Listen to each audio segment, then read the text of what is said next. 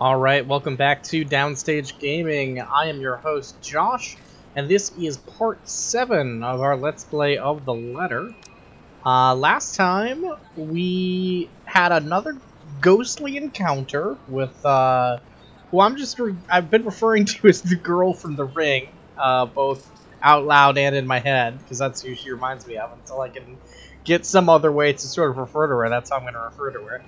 And after sort of being freaked out by that, we had Ashton call us and remind us, like, hey, we can meet with that professor. And so on this, what is it now, Sunday? October, yes, I believe we're on Sunday, October 23rd. Now we just woke up. We headed to the cafe with Ashton, and we step inside. So, like usual, several tables and chairs have been set up for the patrons, but most of the customers have forgone them in favor of the more comfortable throw pillows and beanbags the staff has laid out on the floor. Now that sounds nice. Becca would love to know they have something like this on Sundays. She's been complaining how uncomfortable the library chairs are for a long time now. Ash leads me to a secluded spot near the window, where an old man, probably in his 50s or 60s, is seated, enjoying a brew and a book. Okay, very, very stereotypical professor look here. I'm digging Professor Clark. It's just Andrew now. I'm no longer your professor, Detective Inspector Frey. Oh, it's just Ashton now. I'm no longer a detective inspector. The guy, Andrew, looks up from his book and gives him a smile. A sheepish look crosses Ash's face at the older man's admonishment. More unusual, in my opinion, is seeing him appear like a parent has just scolded him. But it suggests a familiarity between them, one that goes beyond what someone expects from a simple student and mentor. Inappropriate, is what she's saying. Inappropriate relationship. With another warm smile, he gestures for us to take the empty seats opposite him. Have you been waiting long? Quite some time, but I come here early on weekends. Best time to get their first serving of bear claws. They're the only place that serves it You're here. telling me I love to sit down the weekend with a nice bear claw. I took the liberty of ordering for you two. I hope you don't mind. I thought it'd be best to talk over a decent helping of coffee. Yeah, it's a little presumptuous. Soon enough, a waiter brings us 2 more cups and sets down a basket of pastries. Aren't you going to introduce the lady? Ah, right. Sorry. She's your girlfriend, right? Isabella, this is Prof. Andrew. He's one of Prof. my professors Andrew. back at the university. Andrew, this is Isabella Santos. Santos. Portuguese? Spanish? Brazilian? Mexican? Keep going. Filipina, actually. It's a pleasure to meet you, Professor. Ah, your name carries a lot of history, Miss Santos. Just Andrew is fine. Don't do what Ashton's doing. He doesn't listen to this old man. He doesn't listen to seemingly anyone, sir. See me in this game, or we're starting to get on the same wavelength. The awkward tension typically present in first meetings dissipates after that.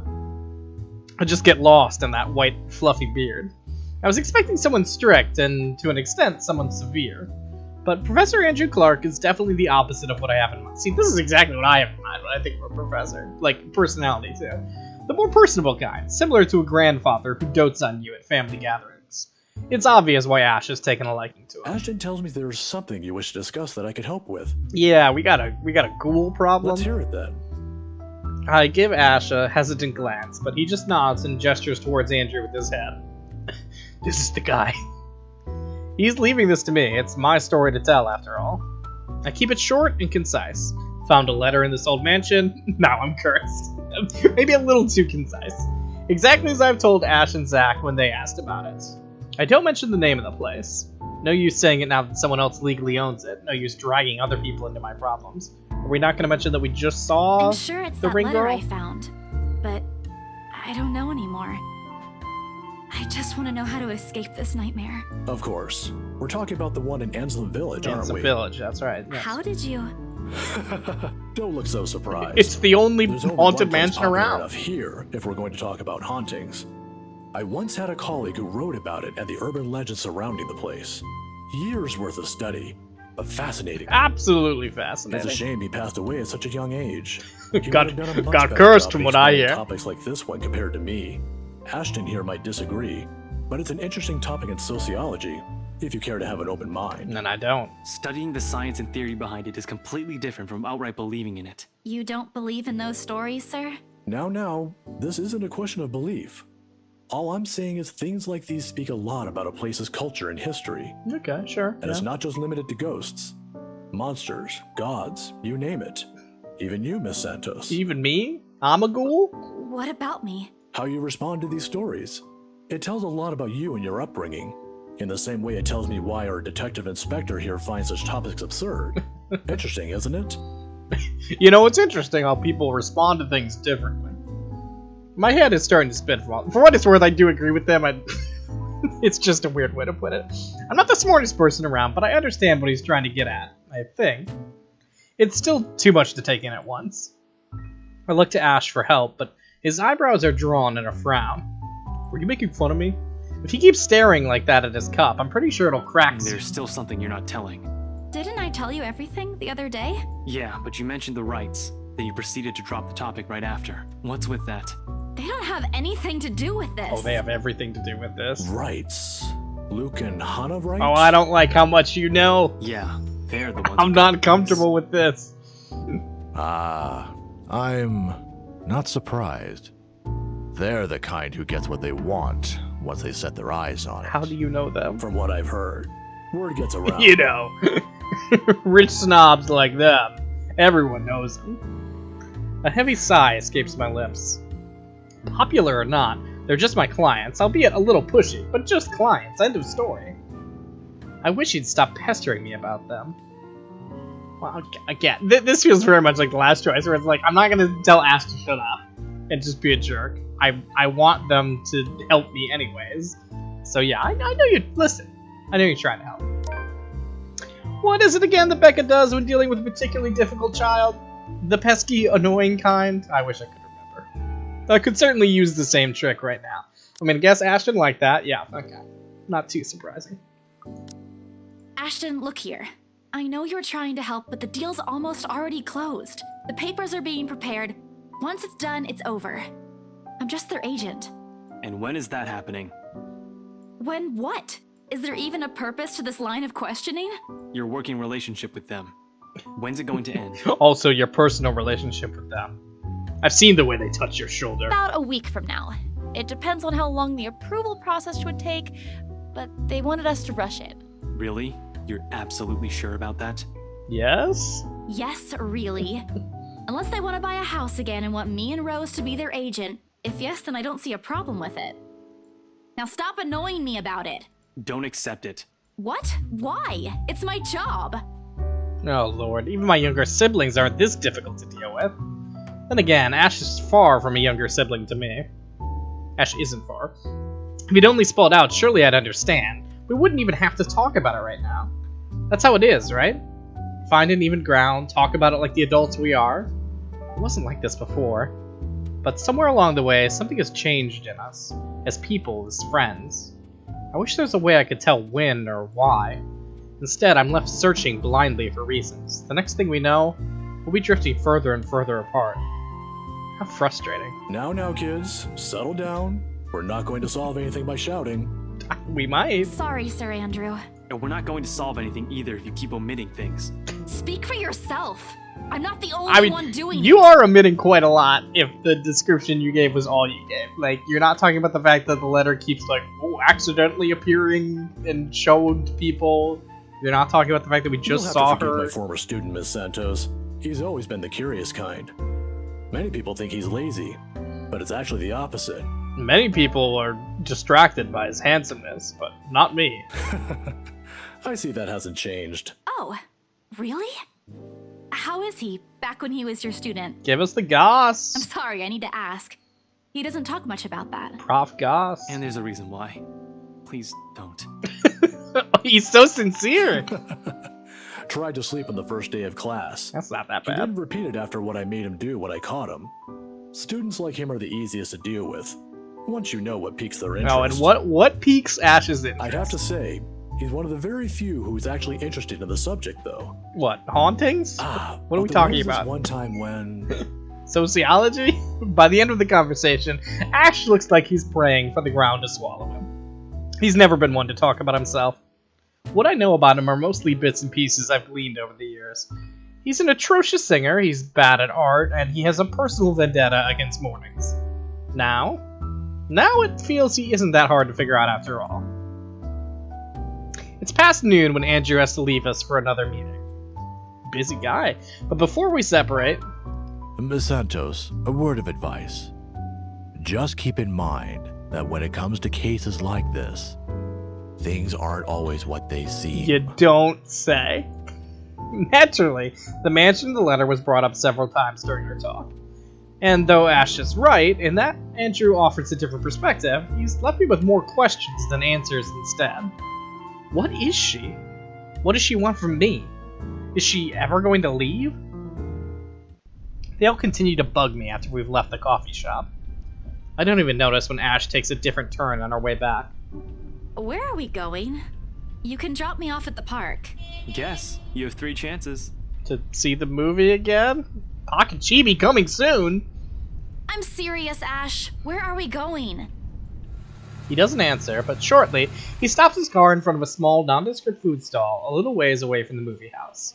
If I wasn't paying closer attention, I would have missed it without a doubt. He motions for me to wait as he gets out of the car and walks in its direction. Sheesh, if you want to buy something, just say it. No need to make yourself look mysterious. It makes you look more like a dork than cool. The wait isn't long, however. Soon he's walking back, holding 2 fish-shaped cones in both hands. Ice cream, parfait, a cross of the 2. By the time he's back inside the car, I've given up any effort to figure out what he bought. Not that it looks bad, it's actually quite cute. Here, take it. I have to move my head back a little when he thrusts it at me to avoid the ice cream and the fruit toppings from ending up on my nose. What's this for? Oh, it's cute. My arm's getting tired. 5, 4, 3, 2. With a wary glance, I take it off his hands. I still don't understand why there's a need for ice cream today. Are you the densest person in the world? Nevertheless, I take a small bite. Tastes like fish. It's actually pretty good. It must have shit on my face because he chuckles as soon as I take another one. Saw the place open the other day when we watched Zach's movie. Thought I should give it a try. It doesn't seem like a bad place to get food from time to time. And you're giving me free ice cream because... Because I pity you. Do I need to have a reason? Are you really going to ask me that? Here's the thing with Ashton Frey. He does not just treat anyone to free food because he feels like it. He's that much of a Scrooge. Hell, he even asked me to teach him how to haggle once. Haggle! Of all the people who'd ask me that. I'd have expected such request from Becca, but Ash? Not at all. I'm gonna be honest, he looks a bit constipated with that expression on his face right now. I think he's starting to regret ever buying this. The other day? The movie with Zach and Rebecca? Rebecca's there, yeah, I think so. Yeah. What on earth? Anyway, during the movie, we, that's to say, we... This is one of the better line readings of like somebody being incredibly nervous that I've ever heard. Shit. Should have written down something first. Get to the point, Ashton. Is he gonna Right. do it? I'm sorry. Oh, is he gonna do it? Come on, No, what? I'm sorry for, not getting to the point. Get to the point, I'm Ash. sorry for the other day. I got carried away. I said things that upset you. I shouldn't have done that. I'm sorry. Oh, okay. Okay? That's all? That's all you're going to say? Oh, okay. You're not still angry, are you? You didn't have to buy me anything. A simple sorry would have been enough. Oh, come on, they're so sweet. I bite into the cone again, a small attempt to keep myself occupied and relieve the heat crawling up my face. It doesn't work, but at least I don't have to look at him. Why am I feeling embarrassed over an apology? I have no idea. It's not like it wasn't called for. They were being mean, especially him, and in that fraction of a second, it hits me. He skipped his day off just for today. I should be the one apologizing and thanking him. Silence is an awkward company while we finish our respective snacks. There are words for this, for people like us, for understandings and sentiments like this, yet in this instant, they won't come. As promised, he drops me off at the park right after, phrases unsaid still hanging heavily in the air. At least we get this nice piano music. Who are these? All of them are kind of like weirdly detailed. This woman's outfit. Gee, alright. In this weather, the city park gives off a lazier and more languid vibe than usual. Where children are usually seen running around and playing, there are now people lying, leaning back on their picnic blankets, simply enjoying the afternoon sun. The smell of food drifts from nearby carts, and if the wind blows in the right direction, one would catch the whiff of freshly trimmed grass. Maybe I should try walking home today, to get my mind off things. I don't know. To try and find the words somehow. I haven't done that in a while. Thanks, Ash, for today. Yeah. No problem. Say hi to Rebecca for me. Yeah, I will. Come on. Even so, I linger. We both do. A mild, humid breeze brings the smell of dried leaves, warmed earth, and a far-off, distant memory. Of false starts and awkward first meetings. Same place, same people, playing the same parts. Funny how of all days, my brain chooses to remember it now. Wait, Belle. Ash exits his car. His strides are unsteady when he approaches me. Or maybe this is his uncertainty showing? I'm not quite sure. He's never looked uncertain to me before. Always calm, always sure, always collected. He stops a short distance from me, close enough that he's within an arm's reach, but just far enough for his voice to be heard over a decent small talk, if this is what it's going to be. He fumbles for something in his pockets. Here, catch. The small bag lands cleanly on my outstretched hand before it hits the ground. I raise an eyebrow at him, and he responds by shrugging and stuffing both his hands back to his pockets. Somewhere to the side, he finds an interesting spot to look at. Sometimes you have to wait, Papa said long ago. For once this time, I listen. His voice is halting, hesitant, when he finds it again. My mom used to make me carry around one of those when I was young. To ward off evil and bring you luck, she said. I don't believe in this kind of thing now. But if it makes you feel safe, since you're a total scaredy cat, then I guess it's okay to give you one. Feels like something weird happened with that line. Like, am I the one who heard that? Like, it was like a different voice actor? That was really weird. Perhaps in the moments there aren't any words for it. I've never been good with those. But right now, I could thank him in the best way I know. These both feel like half... Oh god. You can be nice when you're trying, you're not bad after all. I feel like you're not bad after all is the nicer option. Right? You can be nice when you're trying doesn't sound... Yeah, you're not bad after all. I want this to happen! Dang it. I closed the short distance separating between... Alright, that was good, right? Yes, okay. Alright, we did it! We did it! Yes! And lightly, in place of phrases one couldn't spin together or answers too early to seek out, I lean over. Aww! And give him a little peck on the cheek. The touch is short, fleeting. The kind that speaks volumes of boundaries we don't often cross as friends. Nevertheless, the thought is there. It lingers. The gentle autumn wind that passes, in the empty space separating us when I step back and look up at him with a smile. It's easy to express gratefulness this way, isn't it? At least, with my own family, that's the case. For the two of us, I'm not quite sure. Did he understand? After all, gratitude is... I think you may have misunderstood based on what I'm hearing here. Gratitude is considerably harder to put into words when you spend the latter half of your friendship teetering between good-natured jests and ruffling each other's feathers. Seconds pass before he clears his throat. His face has gone remarkably red, whether from the heat or something else I can't quite tell. Are you stupid? But he understands. I know he does. Because the smile on him when he finally meets my eye is the gentlest I've seen him show. I, gotta go. Got some reports I forgot to file the other day. Yeah. See you around. See you Thanks around, for buddy. The ice cream and the charm. Don't lose it. You won't find one here again if you do.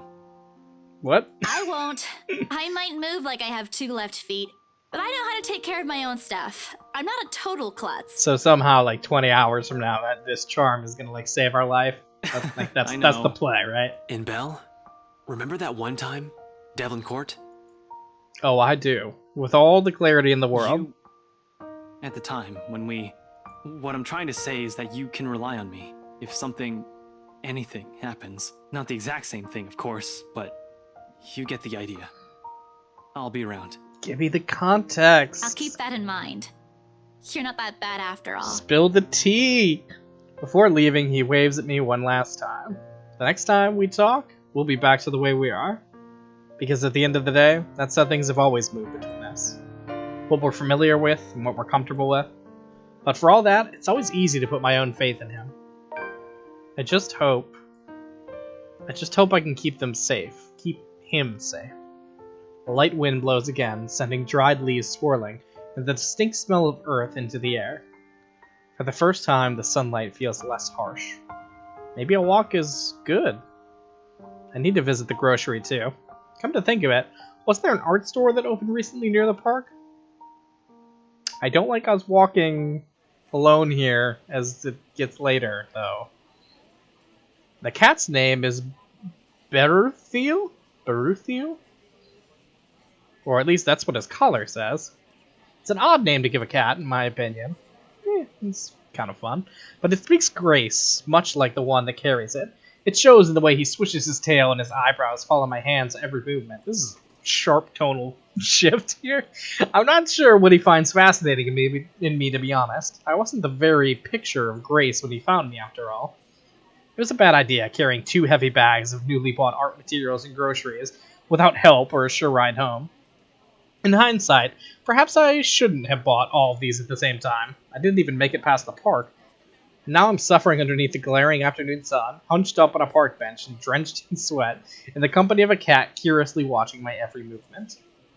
I hope it stays where it is. It's just a black cat, but back at home, they're considered ill omens. Don't look at me like that. I can act graceful as well if I want to. I want this to become our pet. Can it be our pet? Not that I've ever acted graceful in my life, of course. Growing up with rowdy younger brothers and a sister does that. Or maybe it's the opposite? Mommy used to call me a little troublemaker before. Well, graceful or not, there's no use moping. A short breather, and then I'm off home. Besides, it isn't like the company's bad, even if it's a cat, as long as it doesn't bite or crosses my path. Where's your owner, anyway? My owner is a ghoul. Meow. He has one, doesn't he? An owner? That's what the collar's for, isn't it? A bandage is wrapped on one of its paws, though. I wonder what happened to it. Did you run away? Well, if you don't have one, I won't be able to take you in. My apartment doesn't allow pets. Oh, come on, sneak it. I tried to bring one home before. A cat. Not black, of course. Wow. And Rebecca threw a fit before the landlady could. So are we rooming with Rebecca? It didn't seem like there was room for another person in that apartment. I take a small packet of sweets from one of the bags beside me and pop it open. As I'm about to put one in my mouth, he meows. My hand stops. Do you want one? Of course he does! He doesn't meow again as I'm expecting him to, but I take his unblinking gaze as a yes. I shift the piece to my palm and hold it out to him warily. He sniffs at it once, twice, before... Baruthia! Ooh. Is that Marianne? Oh! Like a good and properly trained pet, Baruthio responds as soon as he's called. Recognition comes as soon as my head snaps in the direction of the voice. Miss McCulloch's hard to miss, what with her height. I'm sorry. Did my cat hurt you? Miss Santos, was it? I'm surprised to see you here. Nice to meet you again, Miss McCulloch. Were you harmed in any way? Oh, I'm gonna sue you. I'm sorry. Baruthiel's not exactly fond of other people. Even run away from the veterinarian right now. Oh no, he was just sniffing my hand earlier. My Baruthiel's a she. Ooh. She, all this time I thought the pause in conversation, if this can be called one, is uncomfortable. I mean, what pet? I mean, that happens all the time. What pet owner is honestly upset to have to correct the gender? Like, come on. We're merely 2 people working different jobs for the same client. Frankly, meetings like this don't happen a lot, and if it does, a simple nodding of heads is enough. Still, trying to be friendly wouldn't hurt, right? I mean, talking about a cat is more personal, right? And it feels a lot more reasonable based on this whole thing than talking about her job. So, also, I just want to hear about the cat. Talk about a cat. I keep my tone cordial and warm. Did she like it? She did not like it. Oh no. I'm actually surprised you have a cat, Miss McCulloch. And why exactly is that? There are a lot of people who have pets. Well, you're just so cold and heartless. Yeah, but not a black one. I'm amazed you're taking care of one. I don't understand what you're trying to get at. Is there a problem with my cat? Well, it's an omen. No, not at all. She's very sweet. I mean, I can see why she doesn't like it now. In other cultures, aren't they a sign of bad luck? This isn't what I meant. This isn't what I wanted. Back at home it is. My grandmother used to tell me stories about it, and Nothing has happened to me so far. except for meeting you, the worst thing that's ever happened to me. Displeasure is evident on her face. Oh, of course. I've forgotten that for other people, black cats are an omen of good luck. There you go again, running your mouth off, Isabella. I rack my brain for a way to remedy the situation, but she holds out a hand. This is a good place to stop and end this conversation, don't you think so? It is good to see you again, Santos. Was it? Was it? A complete dismissal if I've ever heard one. Woo! Really blew that one. I watch her as she leaves, though she stops shortly before crossing the threshold separating the park and the street. She turns around and just flips me off. She faces me again, looking like there's something she's forgotten to say. By the way, about the Ermengarde mansion, with my clients, it's the rights, I mean. Yeah, you gonna spill something I on hope him? you don't mind me asking, but has the deal been finalized? There's still a few papers they need, but the house is more or less theirs now. More or less. Thank you. That's all I needed to know. Wait, about the mansion. The letter, the same one they saw. Whoever she is, she's asking for help. Someone. I want to tell Miss McCulloch that the urban legends aren't just legends anymore. They're real. She's not going to believe me. Don't mind me. I need to go too. Have a good day, Miss McCullough. Listen, I take the blame for some of this, Isabel, but some of the blame's gotta go with you too. I hastened to pick all the bags I've left on the bench and ran as far as my legs can take me. In that moment, what I'm carrying in my hands weighs far lighter than the overwhelming guilt trying to consume me. Home. I want to go home. Anywhere where I won't be reminded of the house. Of her. Of my own cowardice. Okay, TV's on.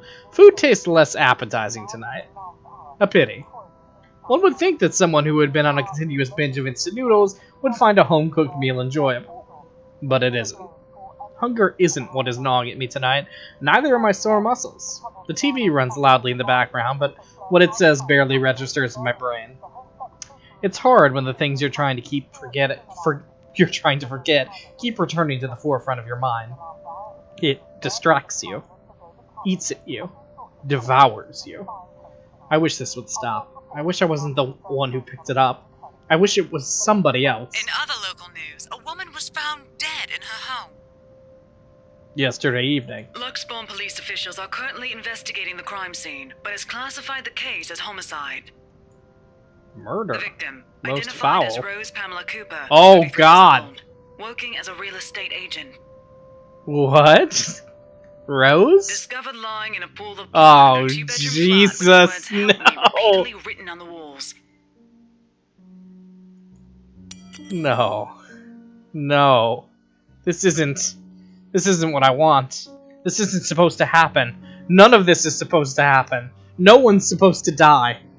These are just stories, right? Legends. That's what everyone had kept telling me, so why? And I immediately rushed to my study table and searched my phone. My hand, cold from dread, clings tightly to it as soon as I touch its edges. A piece of folded paper, the letter, lying unassumingly beside it, slips to the floor when I pick up the device.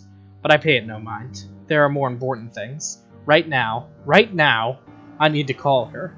I need to call her. I was with her. I was just with her not too long ago, and she was okay. No. It isn't Rose, I'm sure of it. I just talked to her, and a sob escapes me, and hot tears begin to blur my vision. One after another, they trickle down, weighted by the very same guilt I refuse to admit I've been carrying from the start. The same one I've been hiding it from. The same one that has put the people I care about in danger. My hands shake as I navigate to Rose's number on my contacts list. She'll answer, right? That's what she always does. She'll pick it up, tell me to turn down the waterworks, and call me a wuss afterwards. She'll answer. Please answer, Rose. Again and again I dial, whispering, praying, pleading. Come on, Rose. Don't do this to me. Please pick up. I know you're there, Rose. You're not dead.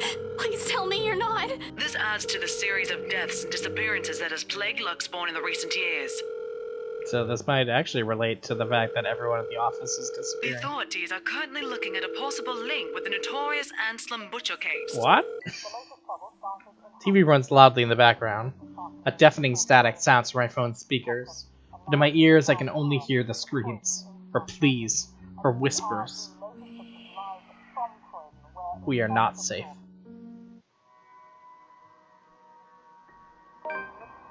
Alright, well, we're gonna have to leave things there for this time. God, I mean... Well, at least I can look at this nice picture of a cat, I suppose. Yep, it's back to the cat.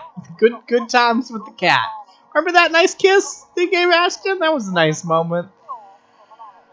Whew! Okay, well, that was a real roller coaster of emotions this episode. We will have to deal with the aftermath of this next time, though. Until then, this has been Downstage Gaming. I've been your host, Josh, and I will see you next time.